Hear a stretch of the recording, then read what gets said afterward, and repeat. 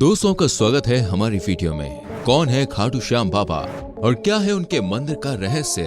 खाटू श्याम बाबा को अक्सर दोस्तों श्री कृष्ण का कलयुग अवतार माना जाता है, लेकिन श्री कृष्ण का कलयुग में एक अवतार होने वाला है और उनका नाम है कल्कि अवतार। तो आखिर खाटू श्याम बाबा कौन है और क्या ये 1 मिनट में पूरा महाभारत का युद्ध खत्म कर सकते थे? उन्हें श्री कृष्ण का अवतार क्यों कहा जाता है और क्या है इन सब के पीछे की सच्चाई, या फिर ये सिर्फ एक मनगढ़ंत कहानी है? दोस्तों आज हम आपको ये पूरी बात बताने वाले हैं, जिसके बाद से आपके मन के अंदर रहने वाले सारे डाउट्स क्लियर हो जाएंगे और आप समझ जाएंगे कि आखिर ये श्री कृष्ण का अवतार कैसे हैं और इनकी लीला कितनी अपरंपार है। तो ये जानने के लिए दोस्तों इस वीडियो में अंत तक हमारे संग बने रहें। अगर आप पहली बार हमारे चैनल पे आए हैं तो चैनल को सब्सक्राइब करके बेल आइकन प्रेस कर लें, जिससे आपसे हमारी कोई भी वीडियो मिस ना हो। राजस्थान के सीकर जिले में श्री खाटू श्याम जी का सुप्रसिद्ध मंदिर है। वैसे तो खाटू श्याम बाबा के भक्तों की कोई गिनती नहीं है, लेकिन इनमें खासकर वैश्य, मारवाड़ी जैसे व्यवसायी वर्ग अधिक संख्या में है। तो फ्रेंड्स सबसे पहले जानते हैं कि आखिर खाटू श्याम बाबा कौन है। तो मैं आपको बता दूं, खाटू श्याम जी का असली नाम बरबरीक है। खाटू श्याम बाबा घटोत्कच और नाग कन्या मौरवी के पुत्र हैं। 5 पांडवों में सर्वाधिक बलशाली भीम और उनकी पत्नी हिडिंबा बरबरीक के दादा दादी थे। कहा जाता है कि जन्म के समय बरबरीक का बाल बब्बर शेर के समान था और इसलिए ही उनका नाम बरबरीक रखा गया। महाभारत की एक कहानी के अनुसार बरबरीक का सिर राजस्थान प्रदेश के खाटू नगर में दफना दिया गया था, इसलिए बरबरीक जी का असली नाम खाटू श्याम बाबा के नाम से प्रसिद्ध हुआ। बरबरीक का नाम श्याम बाबा कैसे पड़ा, आइए इनकी कहानी जानते हैं। दोस्तों बरबरीक बचपन से ही एक वीर और तेजस्वी बालक थे।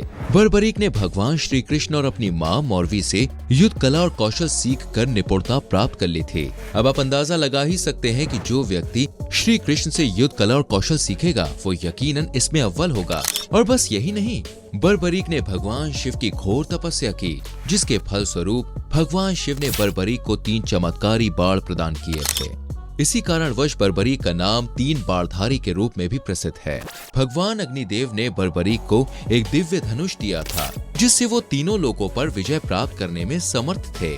जब कौरवों और पांडवों के बीच युद्ध होने की सूचना बरबरीक को मिली तो उन्होंने भी युद्ध में भाग लेने का निर्णय लिया। बरबरीक ने अपनी मां का आशीर्वाद लिया और युद्ध में हारते हुए पक्ष का साथ देने का वचन देकर वो निकल पड़े। इसी वचन के कारण हारे का सहारा बाबा श्याम हमारा, ये बात प्रसिद्ध हुई। जब बरबरीक जा रहे थे तो उन्हें मार्ग में एक ब्राह्मण मिला।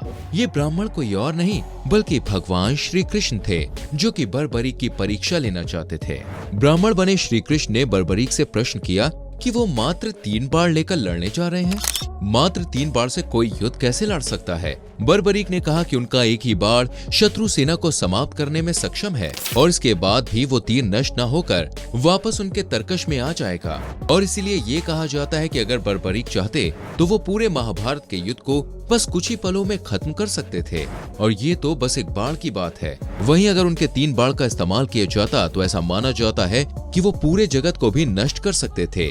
इतने ज्यादा शक्तिशाली थे बरबरीक। लेकिन फिर भी श्री कृष्ण देखना चाहते थे कि बरबरीक की कुल क्षमता कितनी है और वो जो कह रहे हैं क्या वो सच है भी या नहीं। इसलिए ब्राह्मण के रूप में आए श्री कृष्ण ने बरबरीक से एक पीपल के वृक्ष की ओर इशारा करके कहा कि वो एक बाण से पेड़ के सारे पत्तों को भेद कर दिखाए।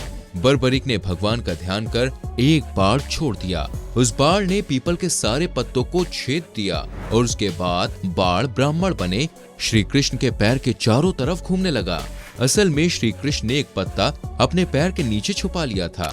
बरबरीक समझ गए कि तीर उसी पत्ते को भेदने के लिए ब्राह्मण के पैर के चक्कर लगा रहा है। बरबरीक बोले, हे ब्राह्मण, अपना पैर हटा लो, नहीं तो यह आपके पैर को भेद देगा।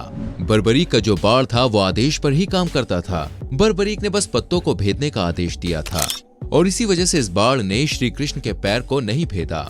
दोस्तों अब श्री कृष्ण बरबरीक के पराक्रम से प्रसन्न हुए। उन्होंने पूछा कि बरबरीक किस पक्ष की तरफ से युद्ध करेंगे। बरबरीक बोले कि उन्होंने लड़ने के लिए कोई भी पक्ष नहीं चुना है, वो तो बस अपने वचन अनुसार हारे हुए पक्ष की ओर से लड़ेंगे। ये सुनकर श्री कृष्ण स्पीचलेस हो गए। उनके पास कहने को कुछ नहीं बचा, क्योंकि बरबरीक के इस वचन के बारे में कौरव जानते थे। कौरवों ने योजना बनाई थी कि युद्ध के पहले दिन वो कम सेना के साथ युद्ध करेंगे। इससे कौरव युद्ध में हारने लगेंगे, जिसके कारण बर्बरीक कौरवों की तरफ से लड़ने आ जाएंगे। अगर बर्बरीक कौरवों की तरफ से लड़ेंगे तो उनके चमत्कारी बाण पांडवों का नाश कर देंगे। कौरवों की योजना विफल करने के लिए ब्राह्मण बने कृष्ण ने बर्बरीक से एक दान देने का वचन मांगा। यहाँ पर एक कहानी ये भी कहती है कि बर्बरीक का नियम कुछ इस तरीके से था कि युद्ध में जो भी हारने लगेगा वो उसकी साइड से लड़ने लगेंगे। यानी अगर पहले कौरव हार रहे हैं तो उनके साइड से लड़ेंगे और उसके बाद जब कौरव जीतने लगेंगे तो वह पांडवों की ओर चले जाएंगे। और अगर ऐसा ही होता रहता तो धीरे धीरे करके पूरी युद्ध भूमि में सिर्फ बर्बरीक और उनके तीर ही बचेंगे। और ऐसा नहीं हो सकता, क्योंकि यह युद्ध धर्म और अधर्म के खिलाफ था और इसका ये परिणाम नहीं हो सकता था। और कहा जाता है कि इसीलिए श्री कृष्ण ने बर्बरीक से एक दान मांगा था और बर्बरीक ने दान देने का वचन दे दिया। अब ब्राह्मण बने श्री कृष्ण ने बर्बरीक से कहा कि उसे दान में बर्बरीक का सिर चाहिए। इस अनोखे दान की मांग सुनकर बर्बरीक एकदम हैरान हो गए और वो समझ गए कि जो ब्राह्मण है ये कोई सामान्य व्यक्ति नहीं है। बर्बरीक ने प्रार्थना की और उन्होंने कहा कि वो अपने दिए गए वचन अनुसार अपने शीश का दान अवश्य करेंगे, लेकिन पहले ब्राह्मण देव अपने वास्तविक रूप में प्रकट हो। भगवान कृष्ण अपने असली रूप में प्रकट हुए। बर्बरीक बोले कि हे देव, मैं अपना शीश देने के लिए वचनबद्ध हूँ, लेकिन मेरी एक इच्छा है, मुझे यह युद्ध अपनी आंखों से देखना है। और श्री कृष्ण ने भी मान लिया और उन्हें आशीर्वाद दिया कि उनका यह वचन यानी कि उनकी ये इच्छा जरूर पूरी होगी। इसलिए बर्बरीक ने अपने शीश का दान दिया। श्री कृष्ण ने बर्बरीक के सिर को 14 देवियों के द्वारा अमृत से सींचकर युद्ध भूमि के पास एक पहाड़ी पर स्थित कर दिया, जहां से बर्बरीक युद्ध का दृश्य देख सके। इसके पश्चात कृष्ण ने बर्बरीक के धड़ का शास्त्रोक्त विधि से अंतिम संस्कार भी किया था। इसके बाद महाभारत का महान युद्ध समाप्त हुआ और पांडव विजयी हुए। विजय के बाद पांडवों में ये बहस होने लगी कि इस विजय का श्रेय किस योद्धा को सबसे ज्यादा जाता है। सब अपनी अपनी बातें कहने लग गए कि उसने कितने ताकतवर दुश्मन को हराया और कितने सारे लोगों से जीत हासिल करके उन्होंने इस युद्ध को जीतने में सबसे ज्यादा योगदान दिया है। और तभी श्री कृष्ण ने इस बहस को खत्म करते हुए कहा कि बर्बरीक ने सारे युद्ध को देखा है और वह इस युद्ध के साक्षी हैं, इसलिए उनसे पूछना ही बेहतर होगा कि सबसे महान योद्धा इस युद्ध में कौन था। तब परमवीर बर्बरीक ने कहा कि इस युद्ध की विजय का श्रेय एकमात्र श्री कृष्ण को जाता है, क्योंकि यह सब कुछ श्री कृष्ण की उत्कृष्ट युद्ध नीति के कारण ही संभव हुआ। विजय के पीछे सब कुछ ही श्री कृष्ण की माया थी। बर्बरीक के सत्य वचन से देवताओं ने बर्बरीक पर पुष्पों की वर्षा की और उनके गुणगान गाने लगे। श्री कृष्ण वीर बर्बरीक की महानता से अति प्रसन्न हुए और उन्होंने कहा, हे वीर बर्बरीक, आप महान हैं। मेरे आशीर्वाद स्वरूप आज से आप मेरे नाम श्याम से प्रसिद्ध होंगे। कलयुग में आप कृष्ण अवतार रूप में पूजे जाएंगे और अपने भक्तों के मनोरथ पूर्ण करेंगे। और यही कारण है कि श्री कृष्ण का अवतार न होने के बावजूद बर्बरीक को श्री कृष्ण का कलयुग अवतार माना जाता है। वो अपने जन्म से तो नहीं, पर अपने कर्म से ही श्री कृष्ण का अवतार बने। और जैसा कि श्री कृष्ण ने कहा था, बिल्कुल वैसा ही हुआ। आज हम देखते हैं कि भगवान श्री खाटू श्याम बाबा जी अपने भक्तों पर निरंतर कृपा बनाए रखते हैं। बाबा श्याम अपने वचन अनुसार हारे का सहारा बनते हैं। इसलिए जो सारी दुनिया से हारा सताया गया होता है, वो अगर सच्चे मन से बाबा श्याम के नामों का जप स्मरण करे तो उसका कल्याण अवश्य होता है। और आज उनके कई चमत्कार देखने को भी मिलते हैं। दोस्तों, ये तो हमने उनके बारे में बताया, लेकिन उनका मंदिर भी चमत्कार से कम नहीं है। अब जानते हैं आखिर ये मंदिर कैसे बना था। तो बाबा श्याम का शीश भक्ति काल की एकादशी पर श्याम कुंड में मिला था। पहला मंदिर संवत 1084 में चौहान वंश के नर्मदा कंवर द्वारा बनाया गया था। गाय श्याम कुंड के पास गाय चराने ले जाते थे, जहाँ गाय अपने आप दूध देने लगती थी। ग्वालों के लिए जब ये कौतूहल का विषय बना तो उस जगह की खुदाई की गई जहाँ बाबा श्याम का शीश निकला। तो ग्वालों ने नर्मदा कंवर को सौंप दिया था, जिसके बाद पहली बार मंदिर का निर्माण हुआ। फिर 10 नवंबर 1720 में मंदिर की दूसरी जगह स्थापना की गई।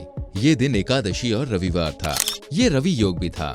मंदिर की स्थापना से जुड़ा एक पट्टा भी है, जिसमें मंदिर की स्थापना संवत 1777 में एकादशी के दिन हुई, ऐसा लिखा हुआ है। बाबा श्याम में भक्तों की आस्था दिनों दिन बढ़ती जा रही है। किसी जमाने में यहाँ पर केवल फाल्गुन माह की शुक्ल पक्ष की एकादशी को ही सैकड़ों श्याम भक्त आकर भजन कीर्तन किया करते थे। बाद में फाल्गुन का लक्खी मेला शुरू हुआ। श्री श्याम मंदिर कमेटी की स्थापना सन 1986 में हुई। इसका विधान 1995 में बना। सन 2000 में मंदिर परिसर में भरने वाला मेला मुख्य बाजार में भरने लगा। मेले की बागडोर श्री श्याम मंदिर कमेटी ने संभाल ली और प्रशासन की देखरेख में ये मेला आयोजित होने लगा। अब बात करते हैं, आपको यहाँ जाना है तो आप कैसे जा सकते हैं। देखिए दोस्तों, आप ट्रेन और प्लेन दोनों का इस्तेमाल कर सकते हैं। खाटू श्याम मंदिर से निकटतम रेलवे स्टेशन रींगस जंक्शन है।